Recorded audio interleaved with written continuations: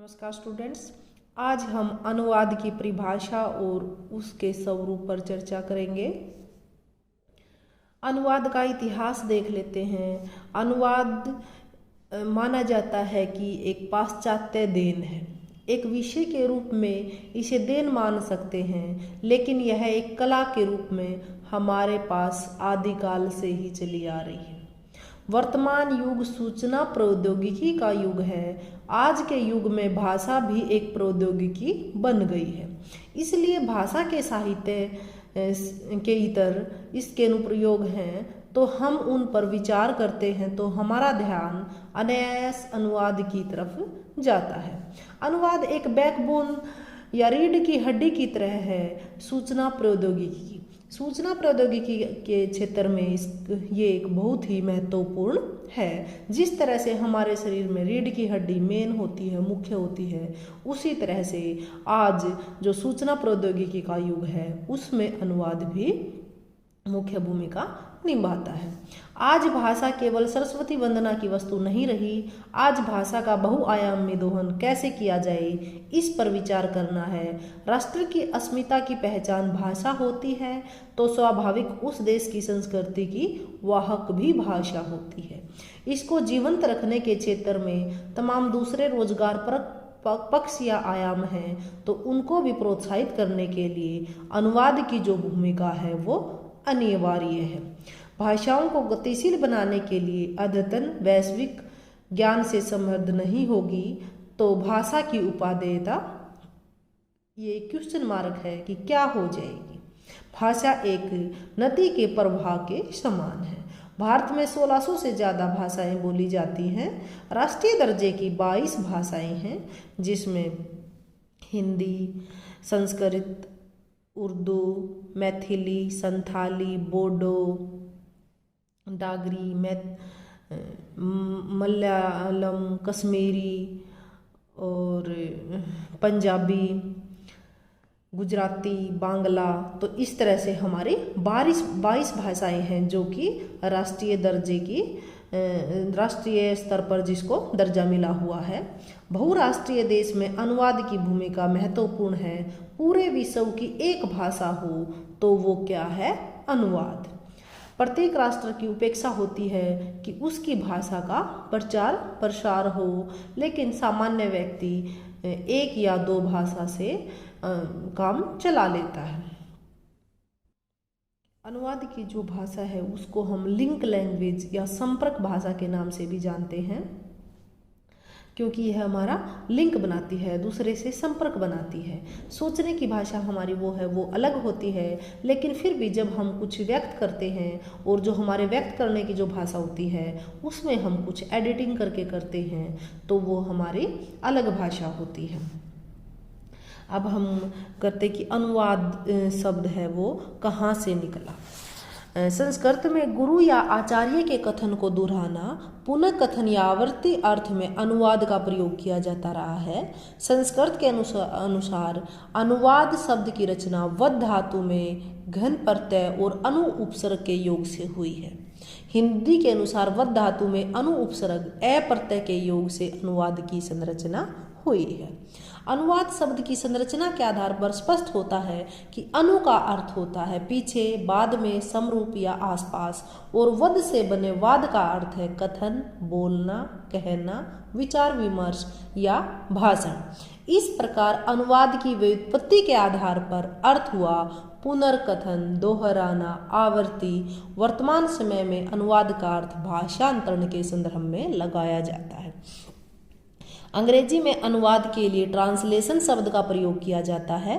Translation शब्द की संरचना ट्रांस और लेशन दो शब्दों के योग से हुई है। ट्रांस का अर्थ है आर पार। इस आधार पर ट्रांसलेशन का शाब्दिक अर्थ है किसी भाव या विचार को एक भाषा से दूसरी भाषा में व्यक्त करना। इस प्रकार से अनुवाद के बारे में भिन्न भिन्न विद्वानों ने अपनी परिभाषा दी है। डॉक्टर भोलानाथ तिवारी ने अनुवाद की परिभाषा करते हुए कहा है कि एक भाषा में व्यक्त विचारों को यथासंभव समान और सहज अभिव्यक्ति द्वारा दूसरी भाषा में व्यक्त करने का प्रयास अनुवाद है। डॉक्टर पूर्णचंद टंडन ने भी इसको परिभाषित किया है कि मूल पाठ में निहित भाव विचारों को अल्प भाषा में अक्षुण रूपांतरित करने एवं सौंदर्य उपकरणों को सहज रूप में अभिव्यक्त करने की संप्रेषण प्रक्रिया अनुवाद है। आचार्य देवेंद्रनाथ शर्मा ने कहा है कि विचारों को एक भाषा से दूसरी भाषा में रूपांतरित करना अनुवाद है। तो इस तरह से भिन्न भिन्न विद्वानों ने भी अपने विचार रखे हैं। अर्थात इन सब का मिलाकर एक ही इसका भाव निकलता है कि एक भाषा के विवरण को दूसरी भाषा में समान भाव से अंतरण को अनुवाद कहा जाता है। एक भाषा में जो व्यक्त विचार हैं, व्यक्त हुए अर्थों को दूसरी भाषा में हम फिर से व्यक्त करते हैं, लेकिन वो जो अर्थ है वो सेम वैसा का वैसा रहना चाहिए। हमेशा मूल पाठ का ही अनुवाद होना चाहिए। अनुवादक के बारे में कहा भी जाता है कि अनुवादक ना छोड़े और ना जोड़े। अनुवाद एक मंतव्य की साधना है। रचना और रचनाकार में अनुवाद को उतरना पड़ता है। अनुवादककार को अपने आप को मारना पड़ता है। कबीर ने भी 2 लाइन है वो उसके अनुवाद के ऊपर स्टिक बैठती है कि यह तो घर है प्रेम का, खाला का घर नहीं, शीश उतारे वही धरे तो ये घर में जाए। कि यह तो मतलब कि बहुत ही कठिन मार्ग है, इसमें तो अपना सर का अहंकार, मौसी का घर नहीं है ये, और अपना अहंकार उतार कर ही इसमें जाया जा सकता है। ट्रांसपेरेंट इज हार्ट किडनी, मतलब कि इसमें बोला है कि ट्रांसलेटर होता है वो एक एंडलेस ट्रेवलर होता है, उस वो एक अंतहीन यात्रा होती है। जैसे एक शरीर से किडनी निकालो और दूसरे शरीर में प्रतिस्थापित की जाती है, लेकिन फिर भी दोनों को जीवित रखा जाता है। तो अनुवाद की भी कुछ इस तरह की ही प्रक्रिया है, और इसमें दोनों की पठनीयता होनी चाहिए और किसी एक के साथ अन्याय नहीं होना चाहिए। कोई भी अनुवाद है वो अंतिम नहीं होता है। अनुवाद है वो सोच समझकर और नाप तोल कर की जाने वाली प्रक्रिया है। यह लिखित भी होता है और मौखिक भी। कबीर की 2 लाइन और हैं इसी बारे में कि कम बोलना ही श्रेष्ठकर है, जो बोलो वो तोल कर बोलो। तो इसमें कबीर ने 2 लाइन और बोली हैं कि कबीर जिह्वा बावली कह गई सरग पाताल, आप कह भीतर गई जूते खात कपाल। तो इसी तरह से मतलब कि कबीर अनुवाद में हम कबीर की 2 दोहे हैं ये स्टिक बैठा लेते हैं। और अनुवाद एक प्राचीन विधा है और यह महत्वपूर्ण अनुशासन से जुड़ी है। अनुवाद एक कला है क्योंकि इसमें रचना धर्मिता है। एक शिल्प है क्योंकि संरचनात्मक बनावट है, इसमें जड़ना और पिरोना होता है और बहुत ही बारीकियों से काम करना होता है। अनुवाद एक विज्ञान है क्योंकि वह तार्किक होता है। विज्ञान एक शास्त्र है क्योंकि वह अनुशासन होता है।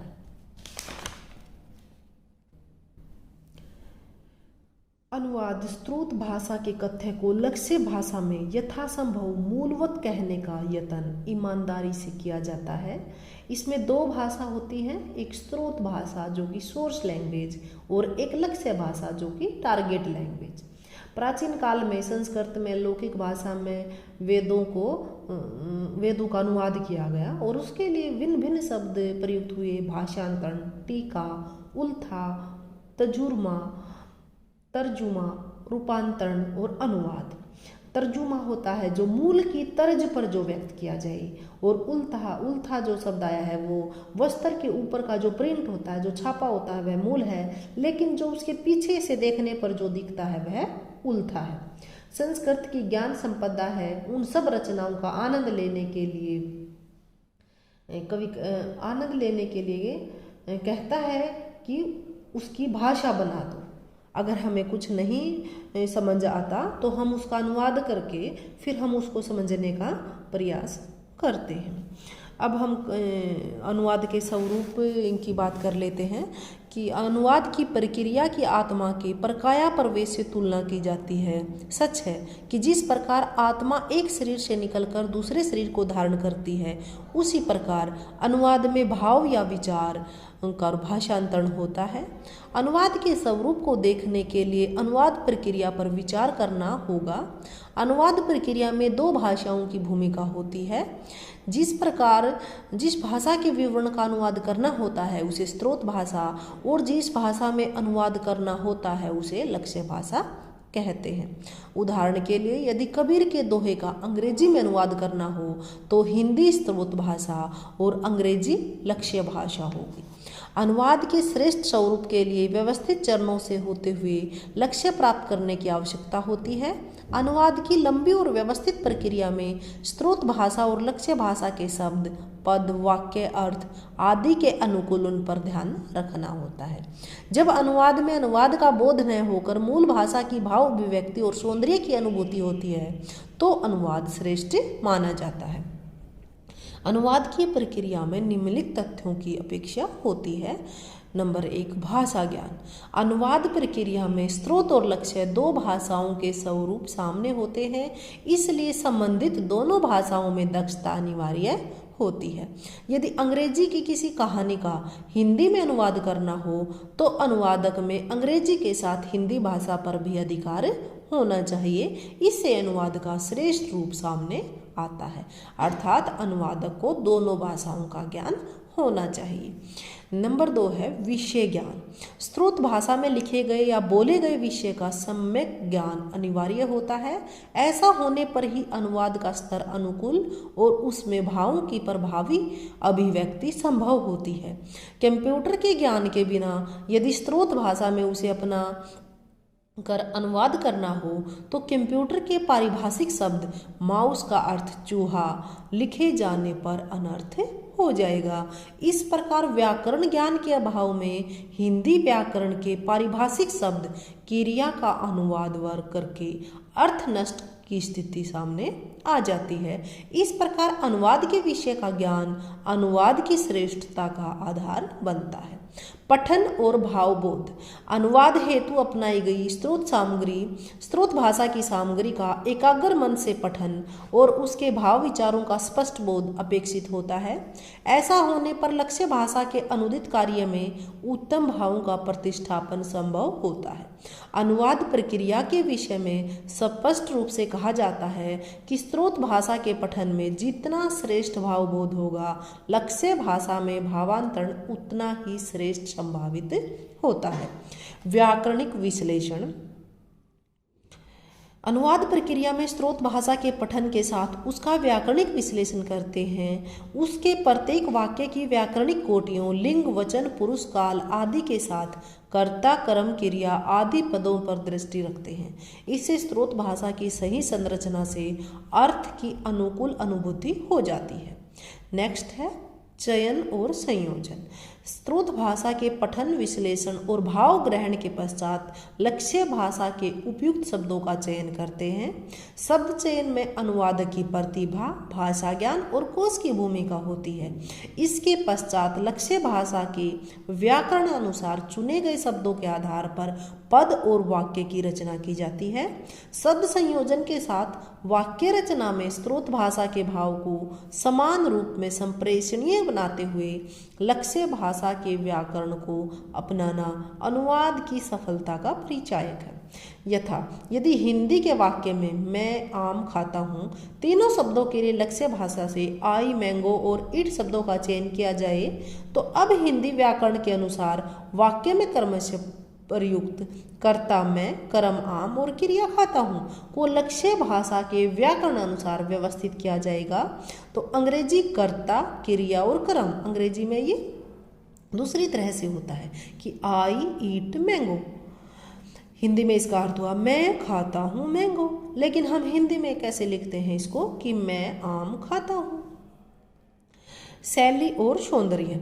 जिस प्रकार लेखन में अनेक शैलियों को अपनाकर भाषा में भाषावरता और भाव अभिव्यक्ति में प्रभावी सौंदर्य अभिव्यक्त किया जाता है, इसी प्रकार अनुवाद में भी शैली के अनुकूल प्रयोग में उसे सजीवता, प्रभावी अभिव्यक्ति और सौंदर्य का विकास होता है।